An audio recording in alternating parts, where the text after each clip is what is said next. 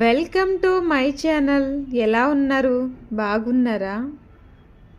ఈ వీడియో తీసి 15 రోజులు అవుతుంది.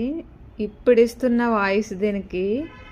మా ఇంట్లో ఫస్ట్ టైము ఇలా నిలవ పచ్చడి ములక్కాడతో పెట్టుకోవడం. నేను నాన్ వెజ్లో తిన్నాను, అలాగే ఆవకాయలో తిన్నాను, కానీ ఇలా ములక్కాడతో అయితే ఫస్ట్ టైం తినడం చేయడం కూడా.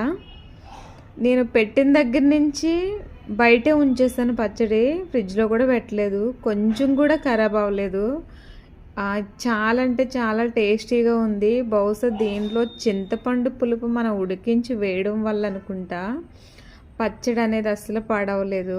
మునక్కాయలు కూడా ఏం కడగలేదు. మేము తడిగుడ్డతో కాయని క్లీన్ చేసి కొంచెం ఫ్యానగలకైతే అలా ఆరనిచ్చిన తర్వాత దాన్ని ఆయిల్లో డీప్ ఫ్రై చేసుకుని చింతపండుని మంచిగా ఉడికించి కొంచెం మసాలాలు, ఉప్పు, కారం వేసి పోపు పెట్టుకున్నాం.